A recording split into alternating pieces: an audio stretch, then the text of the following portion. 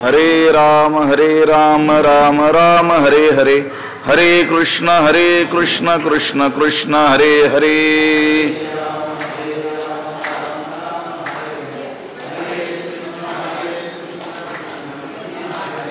पुंडलिक वरदा हरी विठ्ठल श्री ज्ञानदेव तुकाराम, पंढरीनाथ भगवान की जय, माऊली ज्ञानेश्वर महाराज की जय, जगद्गुरु तुकाराम महाराज की जय।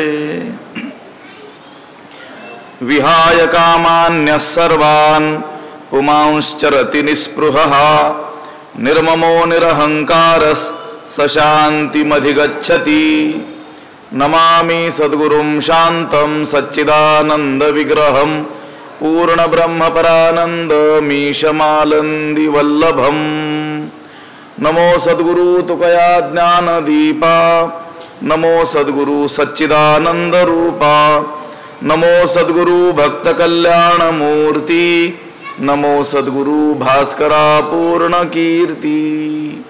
अखंड मंडलाकारं व्याप्तं येन चराचरं, तत्पदं दर्शितं येन तस्मै श्री गुरवे नमः। जयांची केली स्मरण, होय सकळ विद्यांचे अधिकरण, तेची बंधू श्री चरण श्री गुरूंचे ते नमस्कारो नियाता। विहाय कामान्य सर्वान् पुमांश्चरति निस्पृहः, निर्ममो निरहंकारस्य शांतिमधिगच्छति। ग्रंथराज ज्ञानेश्वरीच्या दुसऱ्या अध्यायाचं चिंतन आपण करत आहोत आणि या दुसऱ्या अध्यायातील 71व्या क्रमांकाचा हा श्लोक आहे। त्याचा अन्वय आणि अर्थ एकदा आपण पाहूयात। यः पुमान् सर्वान् कामान् विहाय निस्पृहः निर्ममः निरहंकारः चरति सः शांतिम अधिगच्छति। त्याचा अर्थ असा होतो, यः पुमान् जो पुरुष सर्वान् कामान् विहाय सर्व इच्छांचा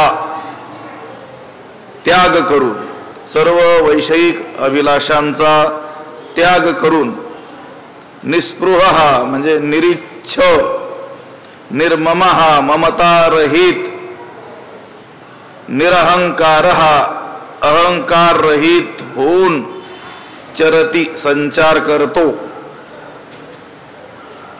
सहा शांतिम अधिगच्छति तो शांतीला प्राप्त होतो, तो मोक्षाला काय होतो प्राप्त होतो, असा या श्लोकाचा अर्थ आहे।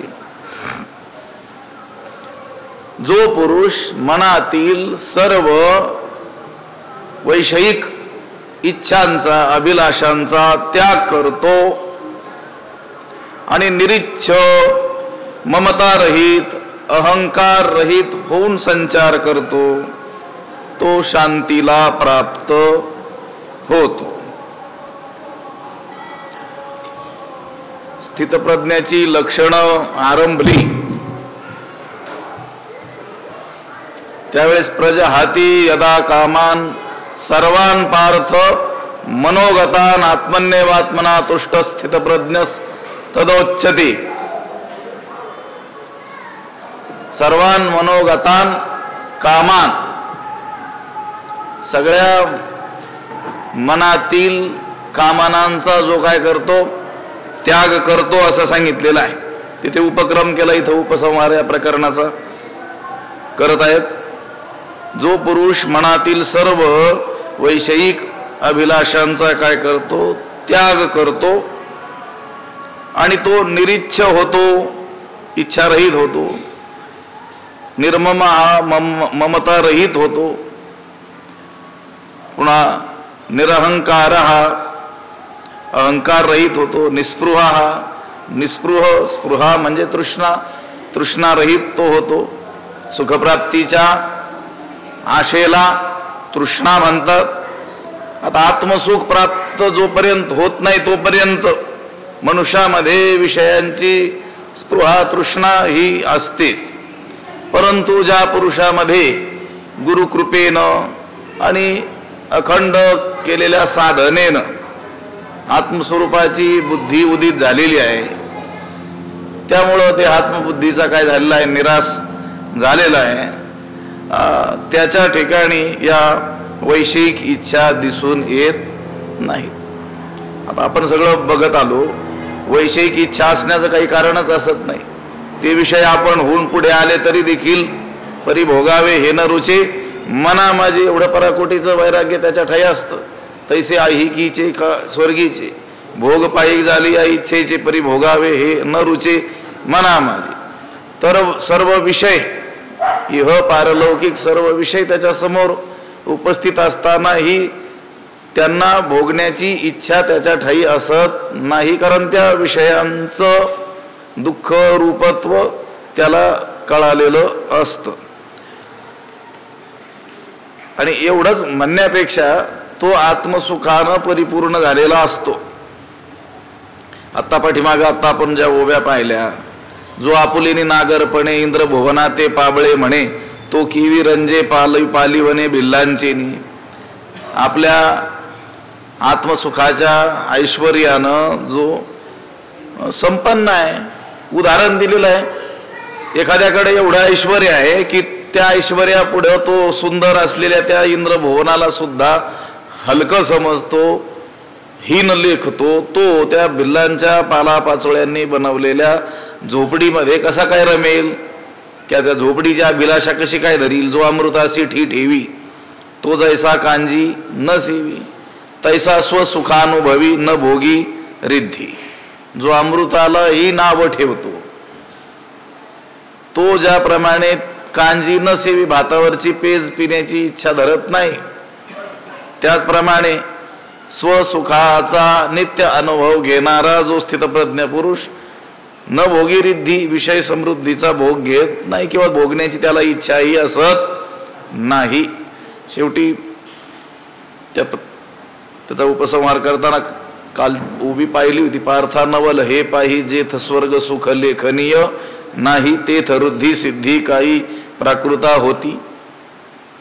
आश्चर्य आहे की ज्याच्या दृष्टीनं स्वर्ग सुख सुद्धा लेखनीय नाही, गणनीय नाही, त्या स्वर्ग सुखाची मोजदात नाही आहे, तो काही गणनाच करत नाही आहे, म्हणजे त्या स्वर्ग सुखालाही काय करतोय, तुच्छ लेखतोय. तेथे सामान्य रिद्धी सिद्धींची काय कथा आहे, सामान्य विषयांची काय कथा आहे. म्हणून त्या सर्व वैषयिक अभिलाषांचा त्यानं मनातील सर्व वैषयिक अभिलाषांचा काय केला, त्याग केला. त्याग करून तो कसा झाला, निस्पृह स्पृहारहित निरीच्छ झालेला आहे, निर्मम हा ममता रहित झालेला आहे, निरहंकार हा अहंकार रहित झालेला आहे. असा होऊन तो संचार करतो. सहा शांतीम अधिगच्छती, तो शांतीला काय होतो, प्राप्त होतो. तोच त्या मोक्षाला प्राप्त होतो. ऐसा आत्मबोधे तोषला, जो परमानंदे पोखला, तोची स्थिर प्रज्ञू भला ओळखतू. ऐसा आत्मबोधे, ऐसा जो आत्मबोधे तोषला, परमानंदे पोखला, तोची भला स्थिर प्रज्ञू तू ओळख. ऐसा म्हणजे याप्रमाणे, जो आत्मबोधे तोषला, जो आत्मज्ञानाने संतुष्ट झालेला आहे, परमानंदे पोखला, परमानंदानं पुष्ट झालेला आहे, तोच भला, तोची भला स्थिर प्रज्ञ तो ओळख. तोच खरा स्थिर बुद्धी, तोच खरा स्थितप्रज्ञ आहे असं तू जाण, असं तू ओळख. ऐसा आत्मबोधे तोषला. आत्मबोध मग आत्मज्ञान, आत्म्याच्या ज्ञानानं. काय आत्मज्ञान आहे त्याला, की हे जे स्थूल सूक्ष्म कारण, हे तीन देह, अन्नमय इत्यादी जे पंचकोश, त्याच्या अतीत असलेला जो सच्चिदानंद रूप आत्मा, तो मी आहे असं त्यानं अनुभवानं जाणलेला आहे. त्याला साक्षात त्याचा काय आहे, अनुभव आहे.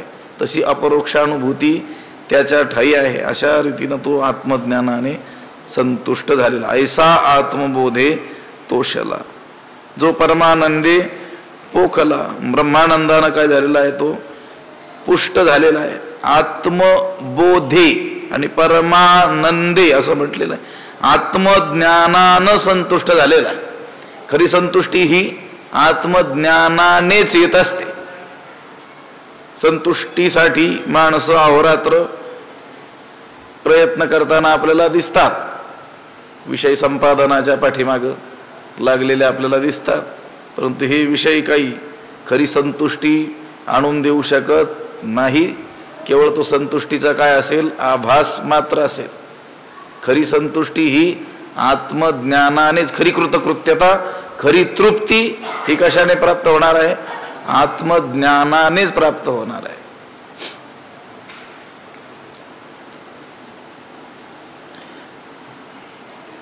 ज्ञानावाचून काहीही प्रयत्न केला तर ज्ञानोबराय काय म्हणतात, ज्ञाने विनयके उपाय करीशी जितुके तितुका गुंफीशी अधिके रुखी.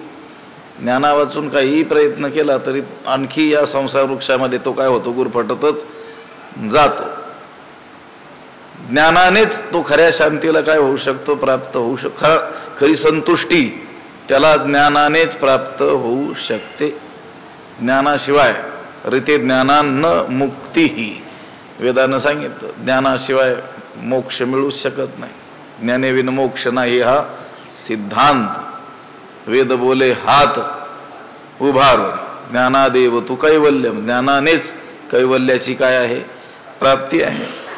त्याच्यातच खरी काय आहे, संतुष्टी आहे. जो आत्मज्ञानाने संतुष्ट झालेला आहे, जो परमानंदे पोखला, आणि ब्रह्मानंदाने परमानंदानं काय झालेला आहे, पोखला म्हणजे पुष्ट झालेला आहे, तोच खरा स्थित प्रज्ञ आहे असं तू काय कर जाण. पोखला, पोचला, पुष्ट झाला, इतका तो पुष्ट झालेला आहे की आता त्याला काही करायचं शिल्लकच राहिलेलं नाही. यस्त्वात्मरतिरेव स्यादात्मतृप्तश्च मानवः आत्मन्येव च संतुष्टस् तस्य कार्यम न विद्यते. कामनाही झालो पाही रिकामा. जो परमानंदे पोखला तो आनंद स्वरूपच होऊन गेलेला आहे.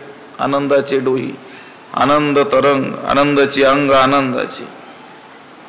तुकोबर आहे, तृप्त झाले त्या तृप्तीचे ढेकर, सुखे येतात ती ढेकर आनंदाचे हरिहर.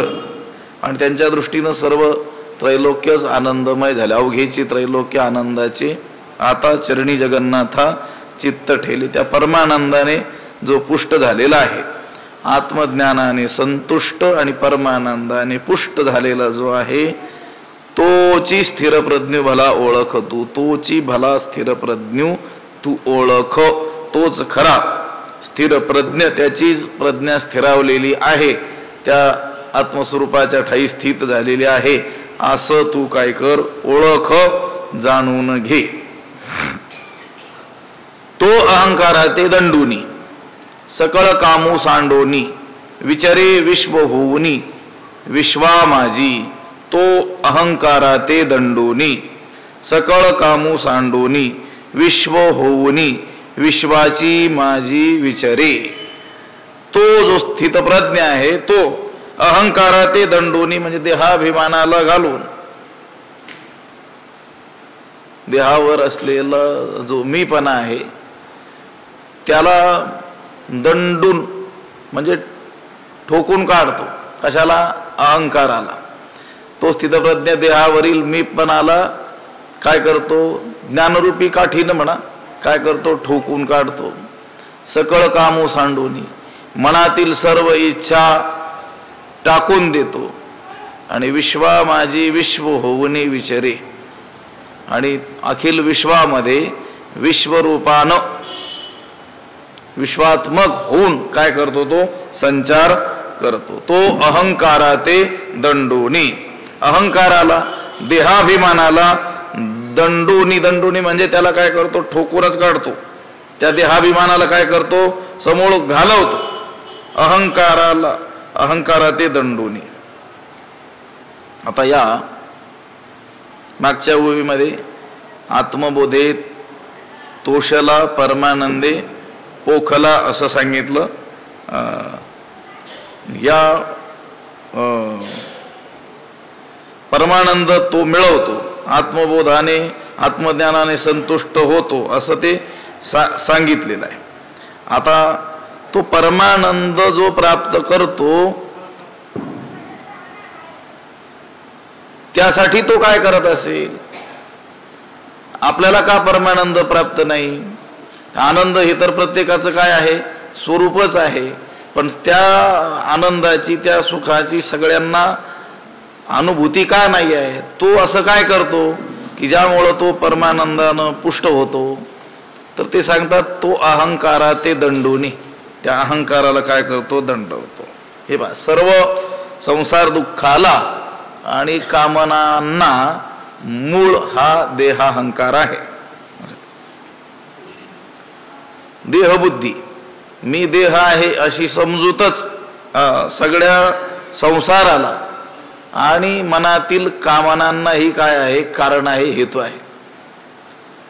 मी देह आहे अशी बुद्धी असेल तर सर्व संसार त्याच्या पाठीशी लागलेला आहे, सर्व दुःख मालिका त्याच्या मागे लागलेली आहे आणि सर्व कामनांचा उदय देखील त्या देहबुद्धीमध्येच झालेला आपल्याला आढळून येतो.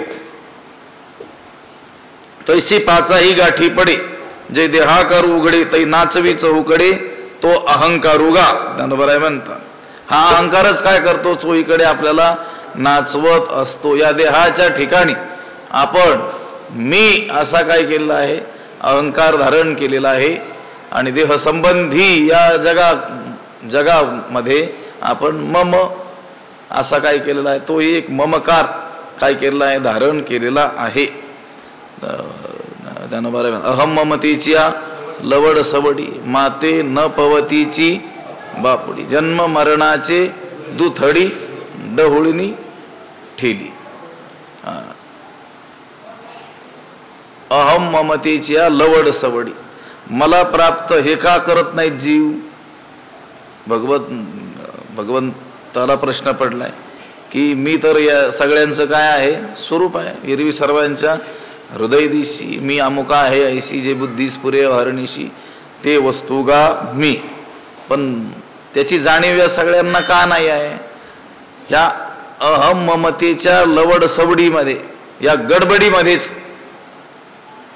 या देहाला मी म्हणत असल्यामुळेच हा सर्व संसार त्याच्या पाठीशी लागलेला आहे. म्हणून तो काय हा महात्मा काय करतो? त्या अहंकाराला काय करतो? दंडवतो. अहंकाराचा त्याग करतो.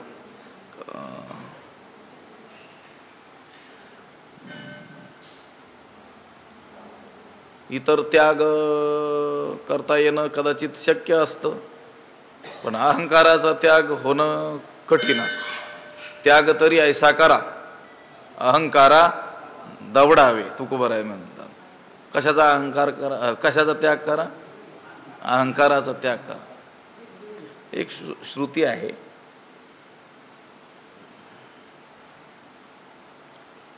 त्याचा शेवट आहे, येन त्यजसी तत्यज, सगळ्या गोष्टींचा त्याग कर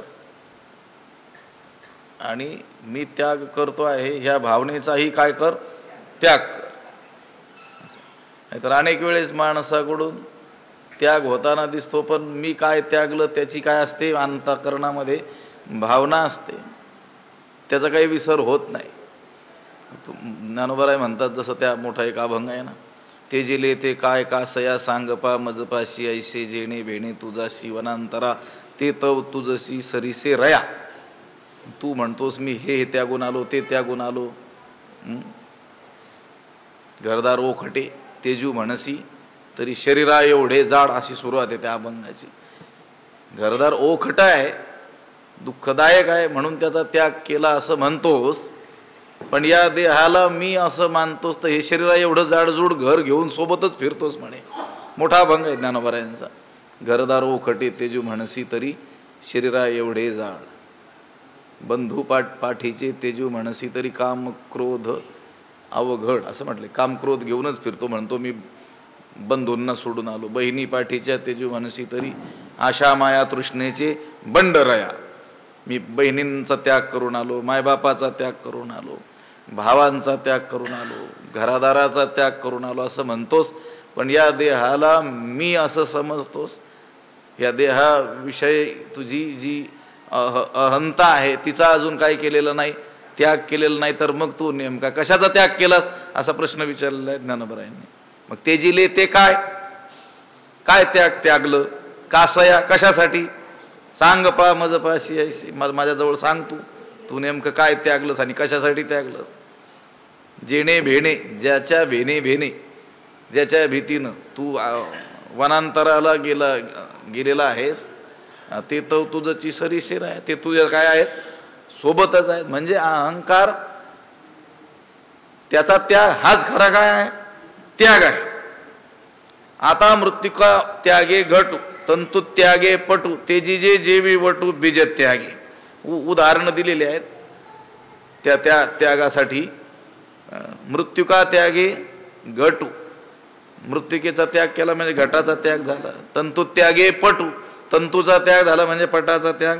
तेजी जे जेवी वटू बीज त्यागे त्या बीजाचा त्याग केला म्हणजे त्या वटवृक्षाचा काय झाला त्याग झाला. का तेजुनी भिंती मात्र तेजी जे आघवेची चित्र त्या भिंती त्याग झाला म्हणजे चित्राचा त्याग झाला. का निद्रा त्यागे विचित्र स्वप्न जाळ निद्रेचा त्याग केला की त्या विचित्र पडलेल्या त्या स्वप्नांचा काय झाला आपोआपच त्याग झाला. तेवी बुद्धी म्हणती देही अहंता सांडूनी पाही सांडी जे अशेषही संसार जात.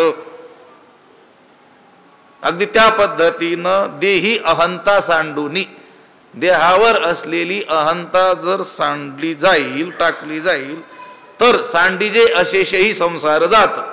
तर समस्त संसाराचा त्याग केल्यासारखं होईल. नाहीतर सगळ्या संसाराचा त्याग केला आणि देहावरची अहंता जर टाकली नाही तर तो त्याग काही खरा त्याग मानला जात नाही. म्हणून तो अहंकारा ते दंडुनी म्हणजे या देहावर असलेला जो मीपणा त्याला तो ठोकून काढतो. ज्ञानरूपी काठीने काय करतो ठोकून काढतो. तर हे पा देहा अहंकार जर जाईल अहंकार गेला तुका म्हणे देव झाला. या देहावर हा देह मी आहे असा जो अहंकार आहे तो जर घातला देह नव्हे मी हे सरे मग काय आहे उरला उरे विठ्ठल तैसा देहा अहंकारू नाथिला हा समूळ जयाचा नाशिला तोची परमात्मा संचला आधीची आहे. तो अगोदरच काय आहे परमात्मा स्वरूप आहे. पण या देहा अहंकारू नाथिला या देहाहंकारानं काय केलेलं आहे सगळा नाश केलेला आहे. म्हणून काय करतो तो देहाहंकाराला दंडूनी मारून दौडून त्या अहंकाराला काय करतो विचारानं काय करतो घालवतो. मी देह नाही तर मी परमात्मा स्वरूप आहे आत्मरूप मी आहे असा विचारानं याचा काय करतो बाध करतो. आणि मूळ जी अहंता आहे त्या अहंतेवर काय होतो आरूढ होतो. लक्षात आलं. जैसा नळिकेवरून उठिला जैसा शुक शाखे बैसला तैसा मूळ अहंते विढिला तो मी म्हणून. अहंतेचा त्याग म्हणजे देह मी आहे ही अहंता सोडून द्यायची आणि मूळ जी अहंता आहे ती पकडायची. आपण नको त्या ठिकाणी काय केलेली आहे अहंता धारण केलेली आहे. हे पहा आपलं जे काय आहे ते आपण आपलं म्हटलं तर हरकत नाही. पण नको त्या ठिकाणी आपण आपलेपणाची बुद्धी ठेवली तर आपल्याला त्रास होईल की नाही. आपल्या घराला आपण आपलं म्हटलं तर काही त्रास आहे का काही त्रास नाही. पण आपलं नसलेल्या शेजाऱ्याच्या घराला जर आपण म्हटलं तर मग त्रास होईल की नाही होईल. तसं देह मी नसताना मी अशी बुद्धी त्याच्या अहम बुद्धी त्या ठिकाणी ठेवली तर मग त्रास होईल की नाही. देखी पुढिलाचे ओझे आपल्या माथा घ्यायचे तरी का न दाटीचे धनुर्धरा. हा देह प्रकृतीचा आहे प्रकृती कार्य आहे पंचभूतांचं काय आहे कार्य आहे आणि त्याच्या ठिकाणी आपण कोणती बुद्धी ठेवली अहम बुद्धी ठेवली. आणि मग आता आपलं नसलेल्याला आपण जर आपलं म्हटलं तर मग त्रास भोगावा लागतोय की नाही. पुढीला ज्ञानवराय म्हणतात पुढीलाचे ओझे आपल्या माथा घ्यायचे. दुसरा माणूस त्याच्या डोक्यावर ओझं घेऊन चाललेला होता. हा म्हटला द्या माझ्याकडे मग घेतलं डोक्यावर आणि आता म्हणतो आता मला काय झालं त्रास झाला मान दुखते आहे. कोणी सांगितलं होतं हे ते त्याचं होतं तो वाहत होता त्याने म्हटलं होतं का घे घे म्हणून. मग तसं प्रकृती करी कर्मी ती म्या केली म्हणे भ्रमे. प्रकृती या शरीराच्या माध्यमातून काय करते, कर्म करते, ते प्रकृतीचं प्रकृती बघेल. हा काय म्हणतो मी केलं, मग तो अहंकारच काय होतो, याच्या दुःखाला कारण ठरतो. पण हा महात्मा काय करतो, तो अहंकार ते दंडुनी त्या देहावरील मीपणाला काय करतो, दंडवतो. सकळ कामू सांडोनी, मनातील सर्व इच्छा काय करतो, टाकून देतो. सांडोनी मनातील सर्व वासना काय करतो, टाकून देतो. आणि त्या वासना त्यागानं या देहातच तो काय होऊन जातो, ब्रह्मरूप होऊन जातो. यालाच जीवनमुक्ती असं म्हणतात. म्हणजे देहाचं प्रारब्ध अजून आहे, देह काही पडलेला नाही, पण अशाही अवस्थेमध्ये तो स्वतःला मी देह आहे असं न मानता परमात्मा स्वरूपाच्या ठिकाणी त्याची अहंता राहते. त्यालाच काय म्हणतात, जीवनमुक्त. आणि देह पडला प्रारब्धानं की मग तो काय होतो, विदेह मुक्त असं म्हणतात. त्याच्यात काही फरक नाही. विदेह मुक्ती जीवनमुक्ती. जीवनमुक्ती म्हणजे तो जिवंत असतानाच मुक्त. याची देही याची डोळा, भोगू मुक्तीचा सोहळा. मुक्ती ही काही मेल्यानंतर प्राप्त करण्याची गोष्ट नाही आहे. ज्ञानोबरायच म्हणतात की नाही अभंगामध्ये, मोक्ष मेल्यापाठी आम्हासी होईल ऐसे जे म्हणतील अति मूर्ख. लहान सहान मूर्ख नाही, मूर्खाचे शिरोमणी जे असं म्हणतील. काय म्हणतील, मेल्यानंतर आम्हाला काय मिळेल, मोक्ष मिळेल. ते स्वर्गाधिक लोकांतर तिथं जायचं असेल तर मेल्यानंतर जाता येतं, हे खरं आहे. पण मोक्ष मात्र हे काही एखादं ग्राम किंवा एखादं स्थान, एखादं लोकांतर नाही आहे. मोक्ष हे त्या अवस्थेचं नाव आहे, जी मूळ आपलं जे स्वरूप आहे त्याची जाणीव सतत असणं, त्यालाच काय म्हणतात, मोक्ष. आणि तो मेल्यानंतर नसतो होत, तो ह्याच देहात भोगण्याची काय आहे अवस्था. तुका म्हणे मुक्ती परिणिली नोवरी, आता दिवस चारी खेळी मिळी. लक्षात आलं का? त्यानं त्या समस्त मनातील समस्त कामनांचा काय केलेला आहे, त्याग केलेला आहे. तो अहंकारा ते दंडुनी सकळ कामू सांडुनी. अरे वेळ होईल. विचरे विश्व होवणी विश्वा माझी, एषा ब्राह्मी स्थिती पार्थ नैनाम प्राप्य विमुह्यती, स्थित्वा स्यामंत कालेपी ब्रह्मनिर्वाण मृच्छती. आज संपवायचंय दुसरा अध्याय. पार्थ एषा ब्राह्मी स्थिती एनाम प्राप्य न विमुह्यती, अंतकाले अपि अस्याम स्थित्वा ब्रह्मनिर्वाणम रिच्छती. याचा अर्थ असा होतो, पाय हे पार्थ, हे अर्जुना, एषा ब्राह्मी स्थिती, ही ब्राह्मी स्थिती आहे. ब्राह्मी स्थिती म्हणजे ब्रह्मासंबंधी ही अवस्था आहे. एनाम प्राप्य, ही प्राप्त झाली असता न विमुह्यती, मनुष्याला मोह उत्पन्न होत नाही. कोणताही मनुष्य मोहाला प्राप्त होत नाही. या अवस्थेला जर तो प्राप्त झाला तर अंतकाले अपि अस्याम स्थित्वा, आणि ह्या अवस्थेमध्ये अंतकाळी सुद्धा जर स्थित झाला तर ब्रह्मनिर्वाण मृच्छती, तो ब्रह्मानंदा प्रत पोचतो. ब्रह्मानंदाला काय होतो, प्राप्त होतो. म्हणजे ब्रह्मरूप मोक्षाला तो प्राप्त होतो. आता हिचं वर्णन झालेलं आहे, ती ब्राह्मी स्थिती आहे. हे अर्जुना, एषा ब्राह्मी स्थिती, हे अर्जुना, ही ब्रह्मासंबंधी अवस्था आहे. हेच सगळ्या मनुष्य मात्राचं काय आहे, लक्ष आहे. लक्ष असलं पाहिजे, हे साध्य असलं पाहिजे, आहे ना, हेच प्राप्तव्य असलं पाहिजे. याच्यावर काही नाही, हेच शेवट. साचं फळ जन्म आलो त्याचे, आजी फळ झाले साचे, हे साचं फळ आहे. याच्यावर काही नाही आहे. आणि हे प्राप्त न करता दुसरं काही मिळवलं तरी त्याचाही उपयोग नाही आहे. एषा ब्राह्मी स्थिती, ही ब्रह्मासंबंधी अवस्था आहे. येनाम प्राप्य, या अवस्थेला प्राप्त होऊन न विमुह्यती, कोणताही मनुष्य मोहाला प्राप्त होत नाही, मोहित होत नाही त्या अवस्थेत गेल्यानंतर.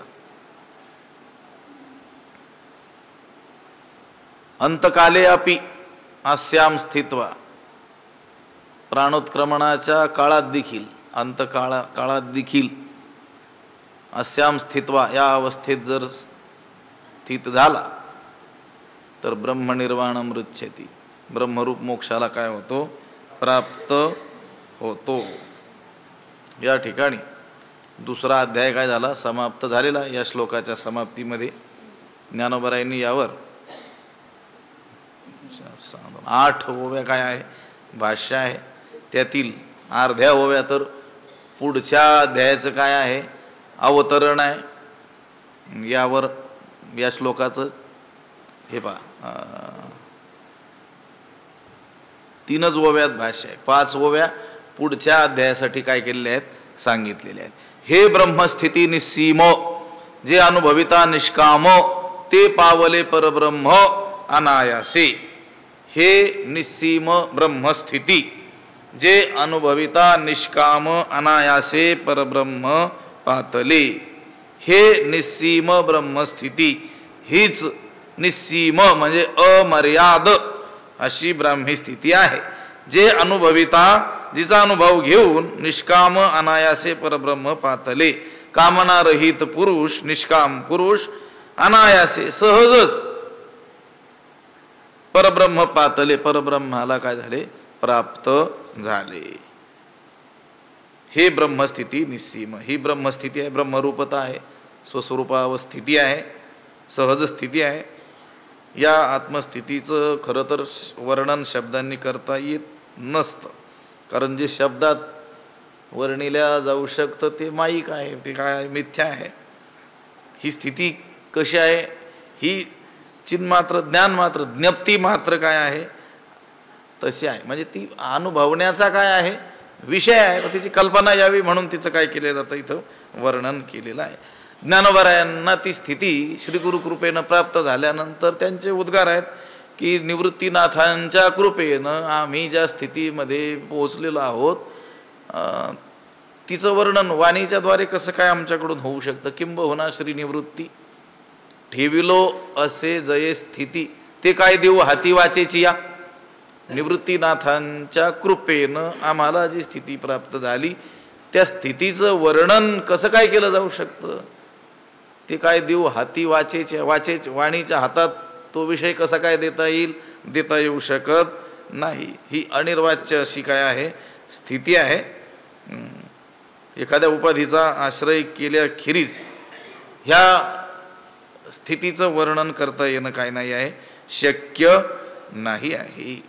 म्हणून काय म्हटले, ही हे ब्रह्मस्थिती निस्सीम, ती कशी आहे, निस्सीम अमर्याद आहे, सीमारहित, तिला कोणतीही सीमा नाही आहे. आपण पाठीमागं बघत आलो, ब्रह्म हे काय कसं आहे, अमर्याद आहे, त्याला काही सीमा आहे. देश काळ वस्तू भेद, मावळला आत्मा, निर्वाळला निर्विकार. त्याला देश परिच्छिन्नता, काळ परिच्छिन्नता, वस्तू परिच्छिन्नता असं कोणतीच परिच्छेद नाही आहे. देश काळ वस्तू त्याला मर्यादा करू शकत नाही. असा अमर्याद निस्सीम अशी ती स्थिती आहे. हे ब्रह्मस्थिती निस्सीम, जे अनुभविता निष्काम, जिचा अनुभव कोणी घेतला, कामनारहित पुरुष त्या स्थितीचा काय करतात, अनुभव घेतात. निरीच्छ, जे निष्काम आहेत त्यांनाच ही ब्राह्मी स्थिती प्राप्त होते. तेच या ठिकाणचे काय आहेत, अधिकारी आहेत. की गुणकुसुमांची माळा हे घेऊन मुक्ती बाळा, वैराग्य निरपेक्षाचा गळा गिवसीत असे.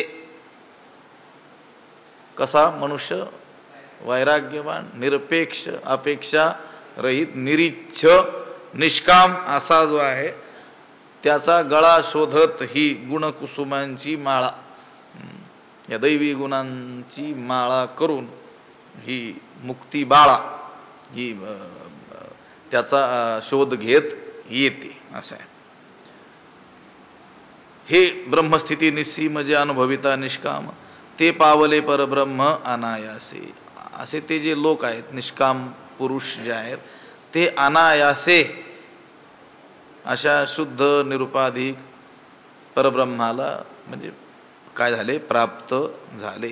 प्राप्त झाल्यानंतर जे चिद्रूपी मिळता देहांतीची व्याकुळता आड ठाको न शके चित्ता प्राज्ञा जाया. जे चिद्रूपी मिळता देहांतीची व्याकुळता जिया प्राज्ञा चित्ता आड ठाको न शके. कारण की चिद्रूपी मिळतात त्या ज्ञानस्वरूपाशी आत्मस्वरूपाशी मिळण्याच्या वेळी देहांतीची व्याकुळता मरण काळाची व्यथा देहावसानाच्या वेळी होणारी व्यथा जया चित्ता जया प्राज्ञा चित्ता प्रतिबंध करू शकत नाही. त्या मुक्तीशी समरस होत असताना देहांतीची व्याकुळता देहावसानाच्या वेळी होणारी व्यथा त्या स्थितप्रज्ञाच्या चित्तात उभी राहू शकत नाही. ज्याला आपली ओळख झालेली आहे, ज्याची प्रज्ञा आत्मस्वरूपामध्ये स्थित झालेली आहे, जो स्थितप्रज्ञ आहे, त्याला देहावसानाच्या वेळी होणारी जी व्यथा आहे ती त्याच्या चित्तात उभी राहू शकत नाही, त्याला प्रतिबंध निर्माण करू शकत नाही. त्याचं जे ज्ञान आहे त्या ज्ञानामध्ये ही व्यथा अडथळा निर्माण करू शकत नाही. हवा देहांतीची व्याकुळता देह सोडण्याच्या वेळी व्यथा तर सगळ्यांनाच होणारच आहे, पण त्या व्यथेनं हा स्थितप्रज्ञ विचलित होत नाही.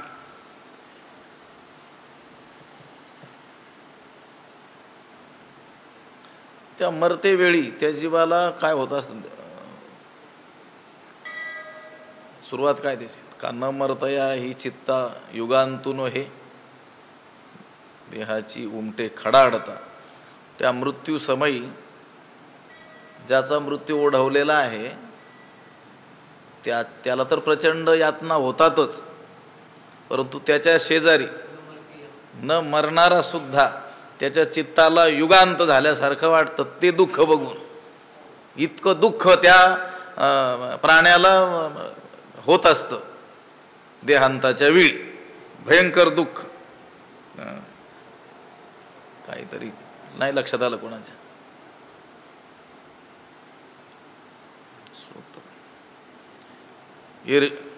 आहे का लक्षात? एरवी आयुष्याचे सूत्र बिघडता, भूतांची उमटे खडाडता, तेच का पुढे काय त्याच्या? एरवी आयुष्याचे सूत्र बिघडता भूताची उमटे खडाडता, काय न मरतया ही चित्ता युगांतून हे अशीच उभी असली पाहिजे. बघा, न मरणाऱ्याच्या सुद्धा चित्तात युगांत ओढवल्याचं काय होत असतं, दुःख होत असतं. इतकं दुःख त्या मरताना त्या प्राण्याला भोगावं लागतं. नाथ महाराजांनी देखील असं म्हटलेलं आहे भागवतामध्ये की तो न मरणारा सुद्धा काय होत असतो, कंपायमान होऊन जात असतो, हादरून जात असतो. अहो मरताना तर ती अवस्था होईल हे सोडून द्या, मर हा शब्द सुद्धा सहन होत नाही ना. मरताना तर दुःख होईलच, पण कोणी जर म्हटलं मर तू तरी देखील काय होतं, दुःख होतं. तो शब्द देखील काय होत नाही, सहन होत नाही. अगा मर हा बोल न सा ती मर मर कोणी म्हटलं आपल्याला तर तो शब्द सुद्धा आपल्याला काय होत नाही, सहन होत नाही. हे पहा, त्याचं कारण काय आहे, त्यानं देहाशी काय केलेलं असतं, तादात्म्य केलेलं असतं. आणि ते देह तादात्म्य इतकं असतं, त्या देहालाच आपलं स्वरूप त्यानं समजलेलं असल्यामुळं त्या देहापासून बाजूला आपण होतो आहे हे त्याला काय होत नाही, सहन होत नसतं. म्हणून प्रचंड दुःख होत असतं. पण हा जो महात्मा आहे ज्यानं आपल्या देहावरचा अहंकार काय केलाय, दंडोनी, तो अहंकार ते दंडोनी, तो अहंकारच काय केलाय, काढून टाकलेला आहे. मूळ स्वरूपाच्या ठिकाणी अहंकार धारण केलेला आहे. देहादिकाचा आपला काही संबंध नाही हे ज्यानं काय केलं आहे, जाणलेलं आहे. त्या देहावसानाच्या वेळी होणारी जी व्यथा आहे ती त्या स्थितप्रज्ञाच्या चित्तात उभी राहू शकत नाही. एक ओवी आहे ना, मृत्यूच्या पूर्वीच ते माझ्याशी एक रूप झालेले असतात, मग मरणी अनिकीकडे जातील केवी. ते मरण आईलीच कडे मजई मिळून गेले पुढे, ते मरणी आणिकीकडे जातील केवी, हे त्यानंही जाणलेलं असतं त्या स्थितप्रज्ञ पुरुषानं. तो देह त्यागापूर्वीच भगवत स्वरूपाशी एक रूप होऊन गेलेला असतो. मग देह त्यागल्यानंतर दुसरीकडे कुठे तो जाईल का? नाही. म्हणून त्या देहांतीची व्याकुळता त्याच्या चित्तामध्ये प्रतिबंध निर्माण करू शकत नाही. तेची हे स्थिती स्वमुखे श्रीपती सांगत अर्जुना प्रति संजय म्हणे. तेची हे स्थिती, तीच ही ब्राह्मी अवस्था श्रीपती स्वमुखे अर्जुना प्रति सांगत संजय म्हणे. तीच ही ब्राह्मी अवस्था श्रीपती श्रीकृष्ण अर्जुना प्रति सांगत, स्वमुखानं अर्जुनाला सांगत आहेत असे संजय म्हणाला. कोणाला म्हणाला? धृतराष्ट्राला म्हणाला. संजय हे सारं धृतराष्ट्राला सांगतो आहे हस्तिनापुरामध्ये की त्या कुरुक्षेत्रावरती काय घडलं, त्या श्रीकृष्णानं अर्जुनाला काय सांगितलं. तर तीच ही ब्राह्मी अवस्था श्रीपती श्रीकृष्णानं अर्जुनाला सांगितली, अर्जुनाला सांगतो आहे असं संजय म्हणाला. ऐसे कृष्ण वाक्य ऐकिले तेथ अर्जुन मनी म्हणितले, आता आमची याची काजा कीर आले उपपत्ती या. ऐसे कृष्ण वाक्य ऐकिले, याप्रमाणे श्रीकृष्णाचं बोलणं अर्जुनानं ऐकलं. तेथ अर्जुन म्हणे म्हणितले, आणि त्यावेळेस अर्जुन मनात म्हणाला. काय म्हणाला? आता आमची याची काजा कीर आले, आता या उपपत्ती आमची याची काजा कीर आले. आता या भगवंताच्या बोलण्यातील सर्व युक्ती खरोखर आमुचयाची काजा आले, आमच्याच मताला उपयोगाला आलेल्या आहेत. कोणत्या मताला? युद्ध न करण्याविषयीच्या मताला. अर्जुनानं हे ऐकलं आणि त्याला आनंद झाला. आनंद कशासाठी झाला? की त्या स्थितप्रज्ञाचं वर्णन ऐकून वगैरे नाही, की त्या ब्राह्मी स्थितीत गेल्यानंतर काही कर्तव्य कर्म उरत नाही. मग ज्ञान मार्ग हा श्रेष्ठ आहे म्हणून आपण ज्ञान मार्गाचंच काय केलं पाहिजे? अवलंबन केलं पाहिजे. बरं झालं, हे भगवंताच्याच मुखातून याचा काय झाला? निवाडा झाला. मग आपण जे ठरवलं होतं की आता युद्ध करायचं नाही, हे जे आपलं मत आपण देवाकडे व्यक्त केलं होतं, ज्या मतावर आपण ठाम आहोत, त्याच्यासाठी या देवाच्याच मुखातून आलेल्या ज्या उपपत्ती युक्ती आहेत त्या उपयोगाला पडतील. आता देवाच्याच तोंडातून काय झालं म्हटले? निवाडा झाला. ऐसे कृष्ण वाक्य म्हणजे त्याला काय वाटलं? बरं झालं, ज्ञान मार्ग श्रेष्ठ आहे, ज्ञान मार्गामध्ये कर्तव्य शिल्लकच राहत नाही. मग त्याला वाटलं आपणही देवाला सांगितलं होतं की मी काही युद्ध करणार नाही. भिक्षा मागितलेली ती सुद्धा काय आहे? चांगली आहे. या स्वजनांना मारण्यापेक्षा मी भिक्षा मागून जगणं काय करतो? पसंत करतो. आता हे आपण जे देवाला सांगितलं त्या म्हणण्याला पुष्ट करण्याकरिता ह्या देवाच्याच मुखातले शब्द आता उपयोगी आपल्याला पडतील. ऐसे कृष्ण वाक्य ऐकिले ते अर्जुने म्हणी म्हणितले, आता आमची याची काजा कीर आले उपपत्ती या. जे कर्म जात आघवे येथ निराकारिले देवे, तरी पारुषले म्या झुंजावे म्हणून या. जे कारण आघवे कर्म जात देवे येथ निराकारिले, संपूर्ण कर्माचा देवानं इथे काय केलेला आहे? निषेध केलेला आहे. तरी पारुषले म्या झुंजावे, पारुषले म्या झुंजावे म्हणून या. म्हणून मी युद्ध करावं ह्या अर्थातच काय झालेलं आहे? पारुषले थांबलेलं आहे. आता मला सांगत होता देव युद्ध केलं पाहिजे, युद्ध केलं पाहिजे, आणि आता इथं स्थितप्रज्ञाचं वर्णन करता करता सर्व कर्माचा काय केला? त्यानं निषेध केला. म्हणून मी युद्ध करावं आता ह्या अर्थातच काय झालं? थांबलं. आता देव काय मला युद्ध करायला लावणार नाहीत. जे कर्म जात आघवे येथ निराकारिले देवे, तरी पारुषले म्या झुंजावे म्हणून या. ऐसा श्री अच्युताची या बोला, चित्ती धनुर्धर उवाईला, आता प्रश्न करील भला आशंकोनी. ऐसा श्री अच्युताची या बोला, चित्ती धनुर्धर उवाईला. अच्युताची या ऐशा बोला, श्रीकृष्णाच्या अशा बोलण्यानं धनुर्धर चित्ती उवाईला, अर्जुन मनात प्रसन्न झाला. आता प्रश्न करील भला आशंकोणी, आता आशंकोणी भला प्रश्न करील. आणि तो आता शंका घेऊन चांगला काय करील, प्रश्न विचारील. भगवंतालाच आता काय करील, तो प्रश्न विचारील. भगवंताच्या अशा बोलण्यानं अर्जुन मनात प्रसन्न झाला. अशा बोलण्यानं म्हणजे पुन्हा लक्षात ठेवा, हे स्थितप्रज्ञ पुरुषाचं वर्णन, ज्ञानी पुरुषाचं वर्णन हे ऐकून तो प्रसन्न झाला. याचा अर्थ ज्ञानाला कर्म करावं लागत नाही, हा मुद्दा. एवढ्यानंच तो काय झाला, प्रसन्न झाला. ज्ञानामध्ये सर्व कर्माचा काय होतो, निराश होऊन जात असतो. तेवढ्याच गोष्टीनं त्याला ते आपल्या बोलण्याला अनुकूल वाटलं, आपल्या मताला भगवंताचं बोलणं अनुकूल आहे असं वाटून तो काय झाला, मनामध्ये आनंदित झाला. आणि आता तो शंका घेऊन चांगल्या रीतीचा काय करील, प्रश्न करील. तो प्रसंग पुढे आहे 3ऱ्या अध्यायात, त्याचंच वर्णन इथपासून सुरू केलेलं आहे ज्ञानोबरायण. ऐसे कृष्ण वाक्य ऐकले तिथपासून.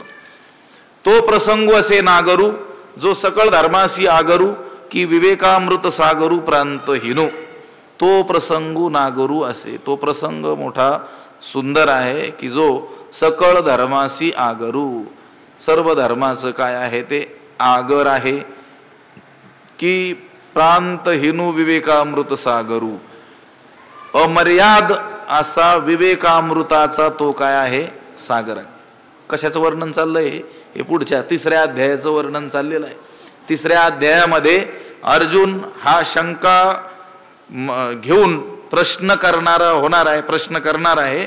आणि तो जो प्रसंग आहे तो प्रसंग असे नागरू, तो प्रसंग मोठा सुंदर आहे. सकळ धर्माशी आगरू, सर्व धर्माचा आगर आहे. आणि अमर्याद प्रांतहीन निस्सीम असा विवेकामृताचा काय आहे, सागर आहे. जो आपण सर्वज्ञ नाथू, निरूपिता होईल श्री अनंतू, ज्ञानदेव सांगेल मातू, निवृत्ती दासू. सर्वज्ञ नाथू, सर्वज्ञांचा नाथ राजा, जो आपण श्री अनंतू निरूपिता होईल, जो श्री अनंत श्रीकृष्ण त्या कथेचं काय करील, निरूपण करील. तो निरूपण करणारा होईल. कोण निरूपण करणार आहे, त्याचं सर्वज्ञनाथ, जे सर्वज्ञ आहेत त्यांचा राजा. केवळ सर्वज्ञ नाही, सर्वज्ञ नाथ. भगवंत ज्ञानांचाही राजा आहे बरं, सर्वज्ञांचाही राजा असा श्री अनंतू आपण निरूपिता होईल. त्या कथेचं काय करील, आपण स्वतः निरूपण करील. ज्ञानदेव सांगेल मातू, निवृत्ती दासू. तीच कथा निवृत्ती दासू ज्ञानदेव सांगेल. तीच कथा निवृत्ती दास असलेले ज्ञानदेव म्हणजे मी, ज्ञानोबराय म्हणतात, मी निवृत्तीनाथांचा दास ज्ञानदेव ती कथा आपल्याला सांगेन. तीच कथा सांगेन जी कथा सर्वज्ञांचा राजा असलेला श्री अनंत श्रीकृष्ण निरूपण ज्या कथेचं करणार आहे, तीच कथा मी निवृत्तीदास ज्ञानदेव सांगेन. इति श्रीमद्भगवद्गीतासु उपनिषत्सु ब्रह्मविद्यायां योगशास्त्रे श्रीकृष्णार्जुन संवादे सांख्ययोगो नाम द्वितीयोऽध्यायः.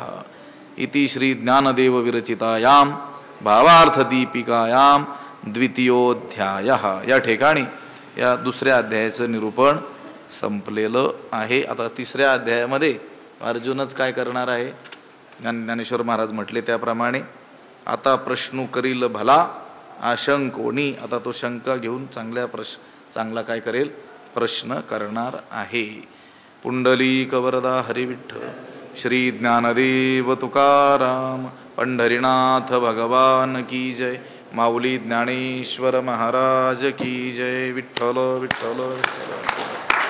पुंडलीक वरदा हरिविठ्ठल श्री ज्ञानदेव तुकाराम पंढरीनाथ भगवान की जय. माऊली ज्ञानेश्वर महाराज की. आता विश्वात्मके देवे येणे वाग्यज्ञे तोषावे, तोषो निमद द्यावे पसायदान हे. जे खळांची व्यंकटी सांडू तया सत्कर्मी रती वाढो. भूता परस्परे पडो, मैत्र जीवांचे दुरितांचे तिमिर जावो. विश्व स्वधर्म सूर्ये पाहो, जो जे वांछील तो तेला हो. प्राणीजात वर्षत सकळ मंगळी, ईश्वर निष्ठांची मांदियाळी. अनवरत भूमंडळी, भेटो तया भूता, चला कल्पतरूंचे आरव. बोलते जे अर्णव पियुषांचे, चंद्रमे जे अलांछन. मारतंड जे तापहीन, ते सर्वाही सदा सज्जन. सोय रे होतू किंबहुना सर्व सुखी, पूर्ण होवणी तिही लोकी. भजिजो आदि पुरुखी अखंडित, आणि ग्रंथोपजीविये विशेषी लोकीये. दृष्टादृष्ट विजये होवावेजी, एथ म्हणे श्री विश्वेश्वरावो. हा होईल दान पसावो, येणे वरे ज्ञानदेवो सुखिया झाला. येणे वरे ज्ञानदेवो सुखिया झाला. येणे वरे ज्ञानदेवो सुखिया झाला. पुंडलिक वरदा हरी विठ्ठल, श्री ज्ञानदेव तुकाराम. पंढरीनाथ भगवान की जय. माऊली ज्ञानेश्वर महाराज की. जगद्गुरु तुकाराम महाराज की. शांती ब्रह्म एकनाथ महाराज की. सद्गुरु बंशी महाराज की. सद्गुरु जोग महाराज की जय.